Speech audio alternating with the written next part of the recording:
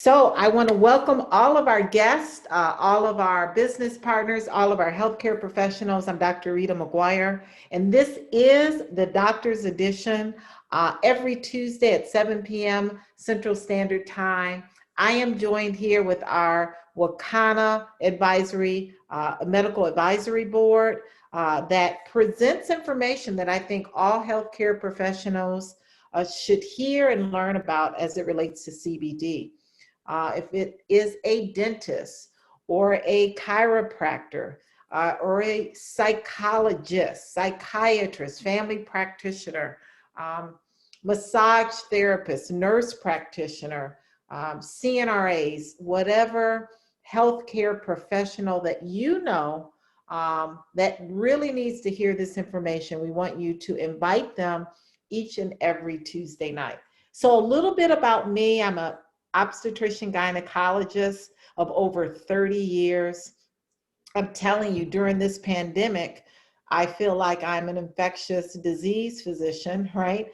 I've done about 400 vaccinations today, but by trade, I'm an obstetrician gynecologist. I studied my medical school training at Wayne State School of Medicine in Detroit, Michigan.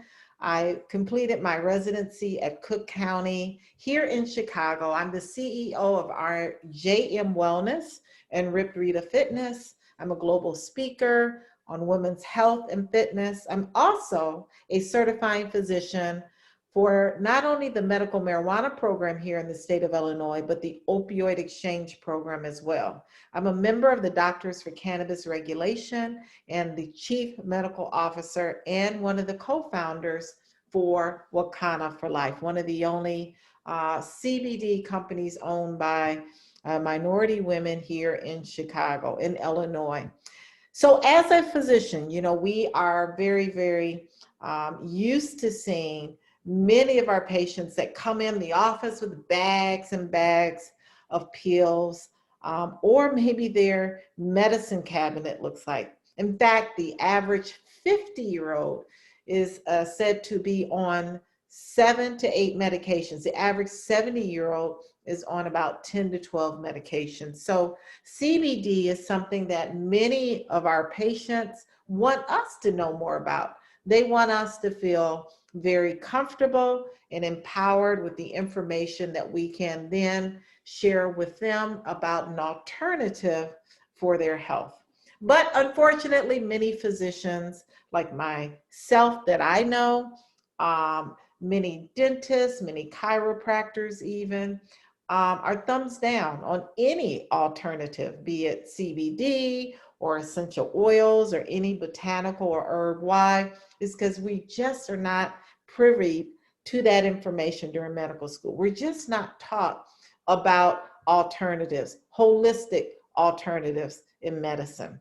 So when we talk about cannabis, in fact, you know, that's something else that less than 5% of medical schools today are teaching their students about.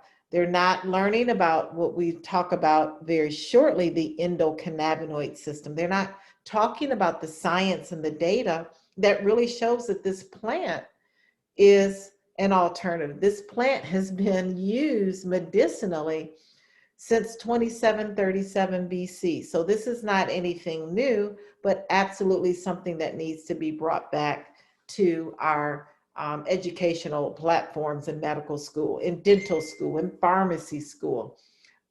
When we talk about the plant, though, it's important to understand that the cannabis plant is the family. The family has 2 species, and this is probably the most important part of tonight's webinar because many people don't understand the difference between CBD and medical marijuana. So when we look at marijuana, that's one species of the plant that makes the person who consumes marijuana high. It has a euphoria, a paranoia that comes about those who consume marijuana. Why? Well, marijuana, that species, has a high level of THC. THC is the part of the plant that gives the psychoactive components. Marijuana also has something called CBD. It's the second most common compound, whereas CBD or cannabidiol, even though it's found in small percentages in marijuana, it's really the part of the plant that has more of the medicinal benefits. And then we have the hemp species. The hemp species is opposite of the marijuana species. See, the hemp species has high levels of CBD and very trace amounts of THC. In fact, by definition, hemp is defined as containing 0.3% or less of THC. So what we have is a plant, the family, cannabis, that has two species. One gives the person the high when they consume it, and the other species, the hemp, gives you all of the health benefits. So that is the difference. It's important to know the difference, and it's important to know that there is an opportunity for your patients to have the same medicinal benefits that we see overall in the cannabis plant, but without the high, and that's through the hemp. Some of the other things that are important as physicians that we should know is that CBD can negatively interact with other drugs. Many of our patients, again, are on medication. So CBD can sometimes, in certain situations, cause an antagonistic interaction or cause an inhibition, meaning that it will cause the opposite effect to medications that our patients are taking. It can reduce the effectiveness. Or CBD can cause a potentiation in that medication. It can be an agnostic interaction. That means that it can produce a medication to be too strong, right?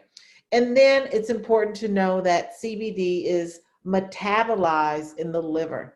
And many, many medications are metabolized through the liver. There are different pathways that we'll learn about a little later from my colleague, Dr. Joy Smith, about the different pathways. So yes, it's important that we learn about how cannabis works in our body, because there are many drugs that could negatively or positively interact.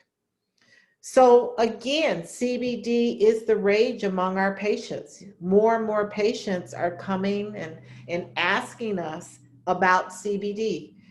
If we would recommend CBD, how does CBD work? So it's important that we learn. Another question is that, CBD, can it show up in a drug test? And that's really important, right? We don't want any of our patients losing their jobs. And so there are CBD products that can be safely consumed without showing up on the drug test. That's why it's important that your patients are purchasing products from a reputable and legitimate company, a company that is sourcing their CBD from hemp and not marijuana. Also, it's important to understand that there is something called a broad spectrum product and a full spectrum product. A broad spectrum product is a product that those who have drug screens can safely take. It's important that the product is organically sourced, that the hemp is grown organically. It's important that the product is tested and that third-party validation ensures the legal limit of THC. It ensures that there's no pesticides, no mold, no mildew, no heavy metals that make it very safe for our patients. So again, this is another diagram or a slide that shows that if your patients take a full spectrum product, again, that's a product that contains 0.3% or less of THC, they potentially could fail their drug screen. Even though that's a small amount of THC, that person could metabolize that product in such a way where they could fail their drug screen. So again, there's something called broad spectrum products that contain less than 0.0% less of THC that they can safely take and pass their drug screen. So who really made cannabis mainstream? What was it that happened in the medical healthcare professional industry that made cannabis come back to light. And it was Dr. Sanjay Gupta. In 2013, he came and really made a public apology because in 2019, he said no to cannabis. He said there is absolutely no medicinal benefit. There's no data that shows that it is effective. In fact, it's a Schedule I drug. In fact, it's not been shown to be safe. But in 2013, he had to make a public apology, a national apology, by saying that he didn't dig deep enough. He didn't dig far enough in the research. He didn't look at the thousands of people that he followed for years to show that it has helped many people. One being a little girl by the name of Charlotte Fiji, who was having 300 seizures a week. And when her parents introduced her to CBD, she was able to go down from 300 seizures to 3 seizures. So Dr. Sanjay Gupta was very instrumental in making not only cannabis mainstream, but CBD as well. It's important that you know that the only FDA-approved prescription, CBD prescription, is Epidiolex. Epidiolex is a pharmaceutical medication that is manufactured by GW Pharmaceuticals, and it is approved to treat seizures in children who have Lennox-Gastaut syndrome, who have Dravet syndrome, and who have tuberous sclerosis complex. Again, this is a medication that has been altered in the lab. It's a synthetic medication, but it is the only approved prescription by the FDA. So let's look again at the plant, the cannabis plant. CBD that is sourced from hemp is legal. And why is it legal? How is it legal? Well, in 2018, after being illegal for over 60, 70, 80 years, it was removed from the Schedule I drug list. It was removed from the same list that LSD is on, that cocaine and heroin is on.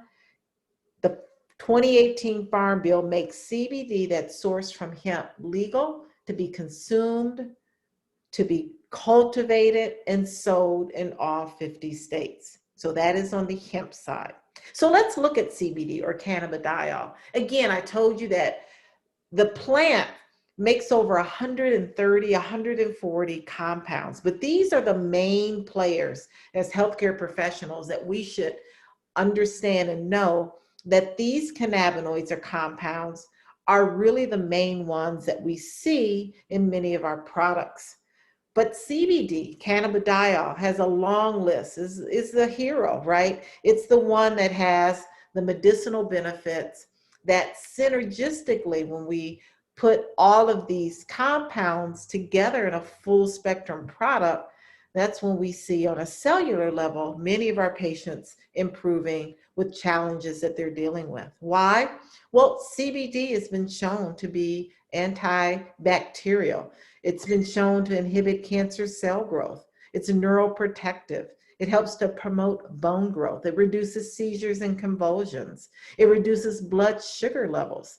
It reduces the function of the immune system, meaning that when we have those autoimmune conditions, when we have those hyperimmune disorders like fibromyalgia and lupus and multiple sclerosis, CBD can help to reduce the activity in the immune system.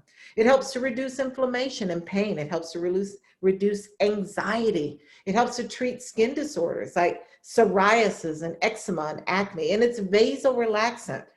It helps to dilate those vessels in our patients who are diabetic and hypertensive and have heart disease. And along with CBD, CBG, CBC, Delta-8, THC, Delta-9 THC, you can see they all have their medicinal benefits as well. And you may ask, well, how does this work? I mean, how does it work in the body when someone consumes, our patients consume CBD? Well, the science is there. It's through the human endocannabinoid system, which was discovered in the early 1990s. I was at Wayne State School of Medicine during this time. I wasn't taught about the human endocannabinoid system, but it definitely was discovered. And this system is deemed the most vital regulatory system. I mean, this system modulates and regulates our metabolism, our appetite, our mood, our sleep-wake cycles, our ability to reduce anxiety and depression. And the way it does that is there are receptors. And you can see in the diagram, these receptors are found throughout the entire body, in our brain, our central nervous system, our immune system, our periphery, our different organs and glands, like our heart, our lungs, our teeth even, our bowel, our stomach, our liver, our lungs.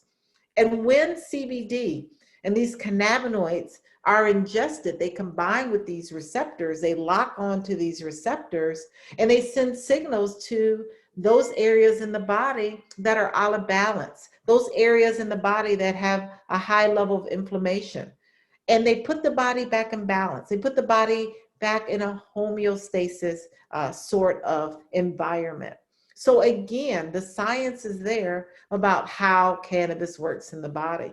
We even have endogenous cannabinoids. Our body produces cannabinoids very much like the plant. Anandamide and 2-AG are two of the more common cannabinoids that our body produces. But unfortunately, we all need CBD because our body is very deficient many times of these endocannabinoids. They're deficient of these endocannabinoids because of the stress we're under, because of the lack of sleep, because of the water we drink, the food we're eating, the processed foods we're eating. So this is why we need to consume cannabinoids that the plant makes. So there are different ways to consume CBD. There's capsules, there's edibles, there's oral applications, tinctures. There's liquids, there's water-soluble products that you can have patients put in their food and in their beverages. There's vape cartridges, there's vape pens, there's topicals. So there's a whole array of different ways that your patients can absolutely have an alternative to their health to bring more wellness around.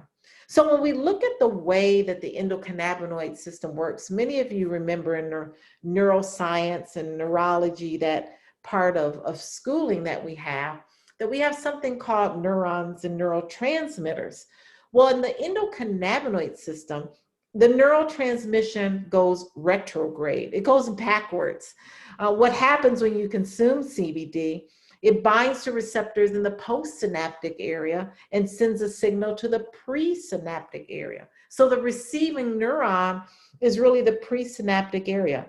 And when they really looked at the science in the endocannabinoid system, they looked at the fact that because it's a retrograde transmission, we see more of a profound effect when we're looking at hyperactivity, when we're looking at seizure disorders, when we're looking at anxiety, when we're looking at a lot of inflammation and an immune system that may be overactive in a person with multiple sclerosis. We're seeing a profound effect when we consume CBD because the neurotransmission is retrograde. So it really helps to diminish that hyperactivity. So I think the science is really exciting when we think about it is a retrograde or upstream sort of transmission. Again, the receptors are found in really important parts of the brain and the central nervous system. When we talk about movement disorders, again, when we talk about mood, when we talk about depression, this is how CBD is so effective. Again, the signals is retrograde. When the cannabinoids bind to the receptors, they send that neurotransmission, be it to the immune system, be it to neurons in the central nervous system. The science is there. And speaking of science, where do you find the data? Lots and lots of data. Because healthcare professionals, we want to see data. We want to see research. Lots of the data can be found in PubMed. You can find articles there. There's lots of articles that are now being done because in 2018, the Farm Bill was passed. We're now seeing more studies on humans here in the United States. Lots of studies have been done for decades in other countries, but now we're seeing data in cannabinoids in cancer treatment, cannabinoid treatment for anxiety disorders, cannabinoid treatment for really difficult to treat pain, those patients that we have that have sciatica and neuropathy. So, the science is there. Hopefully, as healthcare professionals, you're on the line, you feel a lot more comfortable about the science, the endocannabinoid system, and how it works in our patients. So I'm going to now hand it over to my colleague, Dr. Joyce Smith, who is a lead pharmacist at Stroger Hospital. She's also one of our experts on other botanicals, not only CBD, but essential oils and holistic way of addressing our health. Dr. Joyce Smith, are you out there? I sure am. I sure am. How is everybody this evening? Dr. Rita, thank you for that amazing introduction. As Dr. Rita stated, I am Dr. Joyce Smith. I went to Florida A&M University for my doctorate in pharmacy, and I've been licensed in the state of Illinois as a pharmacist for about 8 years now. So I've been in a variety of settings. I do work at her alma mater, John Stroger Hospital, or for those who have been around for a while, Cook County Hospital. And as a pharmacist, I knew that I was in the profession that I was in because I wanted to help people. But I discovered over time that I wanted to help people in a different way, or in addition to the skill sets that I have as a pharmacist, I wanted to help them from a more natural, holistic perspective. So that led me to seek out some other options. So becoming an integrative nutrition health coach, a certified aromatherapist. I love oils, right?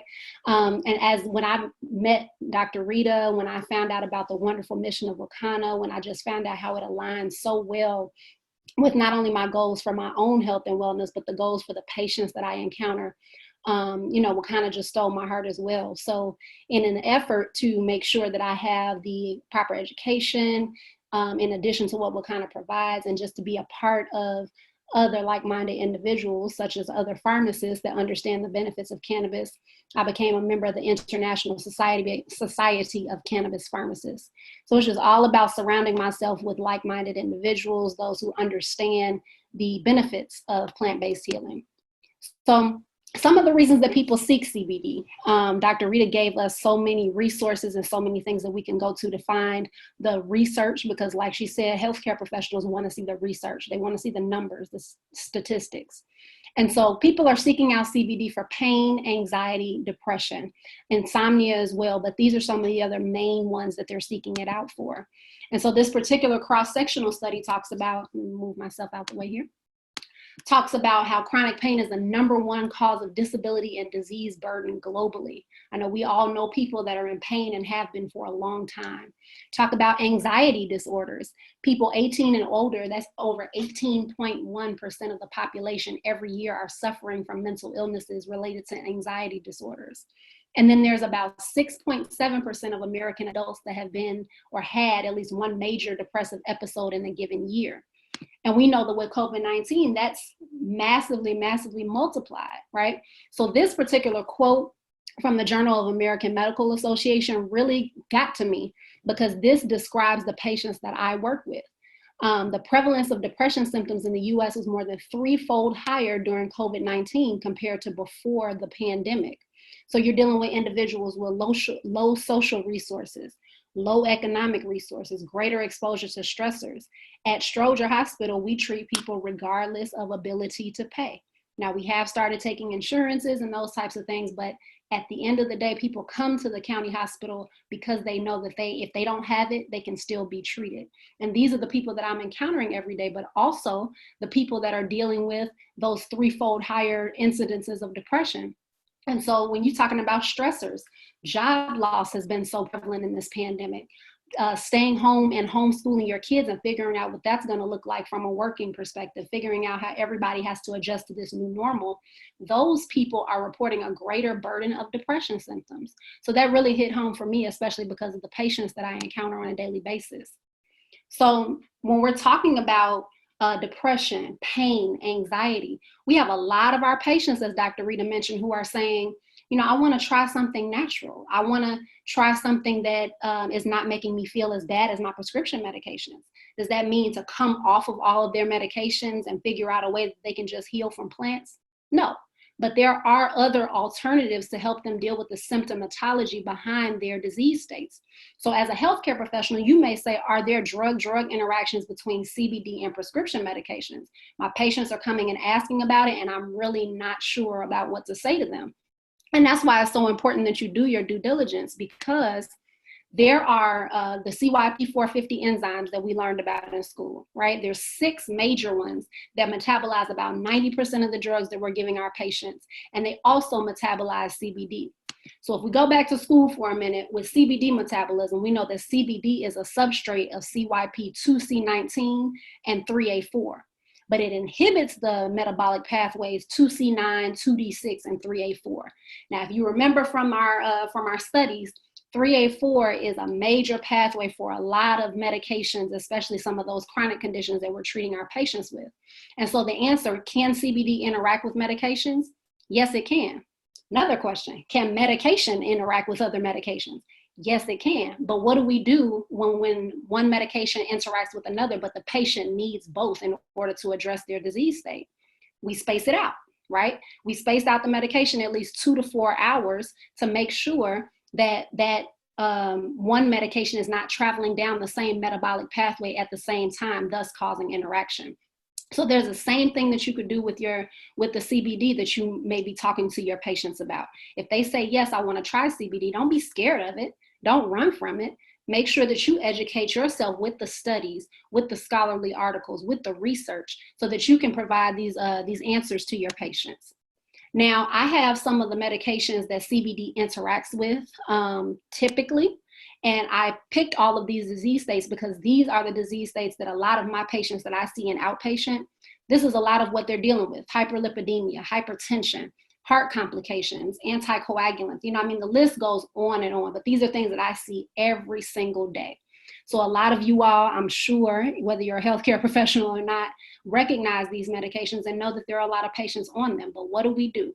Space that medication out 2 to 4 hours from the CBD that's being given, and they'll be able to enjoy the symptomatic relief of the CBD and also take advantage of the benefits that their medications are providing. So you may say, okay, who's using alternative medicine? Why should I care? Why is this such a trend? Where are the trends headed? And this treatment trend chart really shows how more people are seeking out natural alternatives or plant-based or botanical alternatives, specifically these blue lines down at the bottom. So from the span of 2014 to 2025, you're seeing the use of botanicals and the interest in treatment with botanicals moving upward. Now, of course, we don't claim that we're treating anything with our CBD, with our essential oils, but what we will say is that they provide some symptomatic relief. They may be able to address some of the concerns that your patients are dealing with so that they can have a better quality of life. Now, acupuncture, mind, body, yoga, all these other types of modalities are being used, but it's about taking care of the total person, using botanicals that are plant-derived, that are not harmful, that don't have a bunch of harmful side effects that make the risk outweigh the benefit. So we want to really pay attention to these, and we want to really open our minds to say, there's a plant-based option, and there's something that our patients can be using in addition to what we're providing. So with that being said, another botanical that's near and dear to my heart, or botanicals that are near and dear to my heart, are essential oils.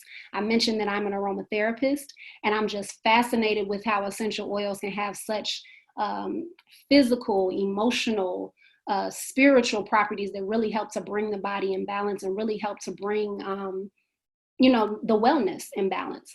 So essential oils are highly concentrated aromatic extracts that are distilled from a variety of plant material. You're talking about the flowers, the grasses, the roots, the seeds, and they can relieve pain. They can reduce stress. They can improve mood. There's an entire science behind essential oils, and I could talk about it till I'm blue in the face, but we'll go forward. So this particular picture, is what the doctors look like during the bubonic plague. And the reason that I'm bringing this up is because these doctors during the bubonic plague would douse their robes, and this is a mask here, it looks like a beak, but they would douse their mask also in a particular essential oil blend. It contains cinnamon, lemon, rosemary, eucalyptus, and clove. And those combined are a blend that viruses cannot really live in the presence of. So it was really, really helping them, and other microbes. It was really, really helping them when they were handling patients that were affected by the bubonic plague, because anybody that went in that area where there were patients that were affected were dying instantly. So of course the doctors had to be there to take care, and they used essential oils, they used botanicals, they used plant-based options in order to help them. Now, again, am I saying that you need to just take your patients off of all their medications, give them a bottle of essential oil and hope for the best? No, I'm speaking to the power of essential oils, how they've been used for years, and how it's just amazing how a lot of our essential oils, our botanicals, CBD even, have some of the same actions or have some of the same protective mechanisms as some of our drugs. So when we're talking about how essential oils work, I'm just going to talk about what happens when you inhale them. So as the essential oil molecules, when you inhale them, go through the olfactory neurons, they affect the limbic system of the brain. That's the part of the brain, as we know, that deals with the memory, the mood. That's why you may smell a perfume or a cologne that may remind you of a family member. You may smell a meal that may remind you of a pastime or a holiday gathering with your family. And as it travels through the olfactory bulb and the nasal cavity and gets to those areas in your brain, it can affect change in how energized you are. It can affect change in raising your mood, dealing with giving your body all these signals that come straight from your brain to all the other areas of your body to affect change in the area that needs it. And that's what happens when we smell it. When you apply essential oils topically, you can apply them with what we call a carrier oil. It's called a carrier oil because it helps to carry the molecules of the essential oils into the cells. So that's almond, coconut oil, avocado oil, grapeseed oil, whatever oil is going to help drive those essential oils into the skin and into the skin cells. When you are inhaling the vapors or having the vapors come through a diffuser, you're addressing airborne microbes depending on which oil you're using. So really, really powerful molecules that don't require a lot of quantity in order to have a quality effect. So the Asian Pacific Journal of Tropical Biomedicine says this: once the oils are in the system, they remodulate themselves, and then they get to the site where they're needed. They go to the site of malfunction. These oils are smart, so they know exactly where to go in order to affect change. And then once they go in and find out where they're supposed to be, they can relieve from numerous ailments: depression, indigestion, headache, insomnia, muscular pain. The list goes on and on and on. What's important to note, though, is that the essential oils are found to be more beneficial when you're giving other aspects of life consideration. So we can't just think that we'll have somebody that's consuming processed food daily, that is smoking, that is drinking, doing all these harmful things to the body, and then essential oils or CBD are just going to come save the day. No, you give consideration to the fact that you want those essential oils of that CBD to have a good landing ground. You want those essential oils of that CBD to be able to be absorbed properly in a system that will accept them, right? So giving other consideration, your diet, your lifestyle, the other aspects of life that can make the CBD or the essential oils work together with the healthy body that it's going into. All right, so here is, and I will minimize again so you can see, here are two charts. They are talking about the chemical constituents on the left of essential oils, and then talking about the essential oils that may fall into that category. So when you're talking about, for instance, let's see, monoterpene alcohols, it's an antiseptic. They can be antiviral. They can stimulate the immune system. You may be talking about peppermint or eucalyptus or tea tree, or let's see, Ravensara. A lot of these essential oils have those, particular qualities. So you can go around the chart, and if anybody would like to see this chart, I can definitely send it to you. But you can go around the chart and just kind of match the chemical constituent with the essential oils that are in the same position on the next page. And you'll really be able to see that our essential oils have been around for a long time, and they do have some of the same benefits as some of the medications that we have with the decreased side effect profile, with something that can cause a little bit more symptomatic relief without causing more symptoms, right? So it's just always important to know that there are options. Our prescription medications have been carefully crafted. and our bodies understand our prescription medications, but they also understand our essential oils. They understand our CBD. Our bodies know what to look for, and we have, as Dr. Rita stated, an endocannabinoid system that can accept those cannabinoids. Our bodies understand plants. They understand how plants work, so they can accept those essential oils. Now, some safety considerations for essential oils: we don't want to apply to open wounds. If you do have a wound or something that you're applying essential oil to for pain, for instance, or anything that you're just trying to address, make sure that that wound scabs over a little bit first, and just even then, just apply it around that area. We want to keep away from the eyes and wash your hands after use. This is personal experience. I've gotten essential oil in my eyes, and what do? We run to the water to get the cold water and put it on our face, but oil and water don't mix. So all you're doing is prolonging the opportunity for that oil to be in the eye. Make sure so you're going to use a carrier oil instead of that water. So that's coconut oil. Slap it on your face, slap it on your eye. Tell your patients, slap it on their eye. Patch testing a small area or diluting. We know this from topical preparations. Make sure you put it in an inconspicuous area so that the patient can really see, okay, does this affect me? Am I sensitive to this? And that way it won't be, if they are sensitive, it won't be in a space where everyone can see. Making sure that you let your patients know. We want us to be open about using botanicals in addition to our prescription medications. It's a both and. It doesn't have to be an either or. So make sure that they understand, now that you've heard all of this information, that you are open to them using botanicals, open to them using plant-based alternatives. And so to let you know when they are doing that. Some of your patients may be pregnant, nursing, have conditions that they see you often for, or on other medications that can interact with the essential oils. So since we don't want that, we want to encourage transparency, but also encourage openness to exploring a new option, exploring alternatives that will benefit our patients, as opposed to only sticking to the prescription medications. A 2 to 3 hour space between medications and essential oils. That also goes for medications and CBD. And I'd even extend that to 2 to 4 hours. It's a possibility we can incorporate these botanicals. We do not have to be scared of them. The spacing is key. More is not better, whether you're talking about essential oils or CBD. Essential oils are very volatile compounds that don't need a lot to affect a whole lot of change. So whether you're using it in the diffuser, whether you're rubbing some on your hand and inhaling the vapors, whether you're, if it can be ingested, whether you're suggesting that the patient take it in a veggie capsule along with some carrier oil, you do not need a lot of essential oil to affect change. Same works for CBD. Start low, go slow, increase as you need to. And then if we're diffusing, we talked about how those essential oils go into the olfactory bulb, hit the olfactory neurons. We do not need to be inhaling essential oils 24 hours a day.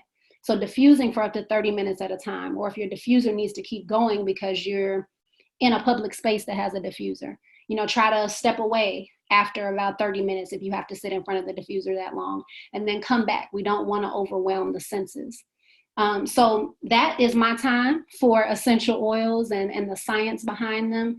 I am truly appreciative of all the healthcare professionals, all the guests, all the business partners that are out this evening. And I'm sure Dr. Rita is going to open it up for questions. But if you are someone who is interested in figuring out more about CBD products in general, about essential oils, about the business that we do here at Wakanna, you can join us at 8 p.m. So Dr. Rita, I will give it back to you.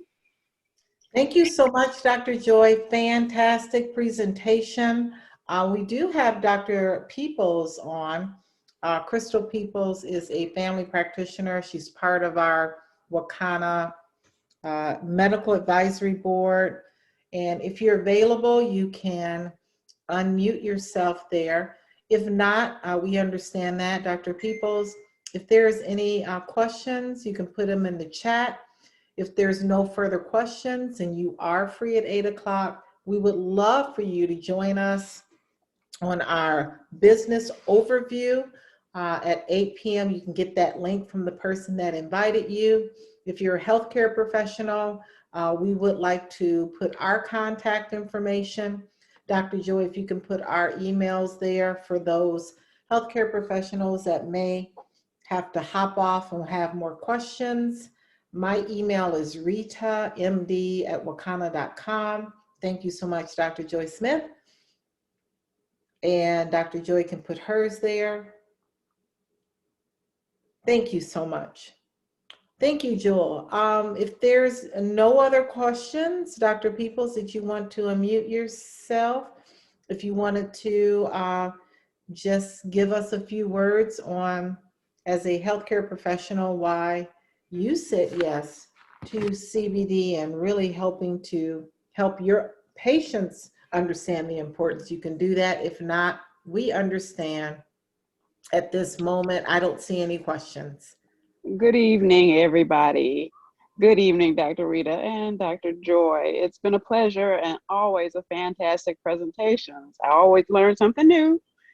And my why is that I wanted to be healthier. I wanted to try it for myself. And once I found out how much better I felt using more natural products, plant-based products, I wanted to share that with my patients. I've been a practicing family physician for over 30 years and got real comfortable writing prescription medications, but did not always feel real good about the potential side effects of these medications. So having an alternative or something in addition that is more natural and healthier for patients has been a blessing. So thank you. Well, thank you so much for sharing that information. And yes, I agree. You know, for myself personally, I started using the product 4 years ago, then introduced the products to my patients and family. And so excited to know that, you know, we do have an alternative that will give patients the holistic, natural wellness and balance that they're looking for to help support their insomnia, to help support their anxiety, to help support so many challenges that our patients are facing today. Again, in a plant-based way of addressing our health. And that's something, again, that we were never taught in pharmacy school or medical school. So being able to offer alternatives makes our patients happy, right? Because our patients really do look for us to give them that okay, that green light to proceed. And then also, you know, knowing that there, even with herbs, even with botanicals, that there potentially can be drug-drug interactions. So it's imperative that healthcare professionals really take the time to learn about this amazing plant that's been used medicinally for centuries that can be an alternative for our patients' health. So with that being said, I think that's it for us, Dr. Joy Smith and Dr. Peoples. We want to thank everyone for tuning in to our webinar. We really encourage you to work hard on getting healthcare professionals on the line. You know, let them know this presentation is 30 minutes. We were done in about 35, 40 minutes. Physicians, dentists, pharmacists, everyone for that matter, we're all busy. But I think this information is just very, very important during this time, during this season, during this global pandemic for our patients. So have a great, great evening. Hope to see all of you at 8 o'clock. If not, we'll see you next Tuesday evening. Thank you, Dr. Joy Smith. Thank you, Dr. Rita. Thank you, Dr. People. See you soon. Thank you as well. Have a great evening, everyone. You too.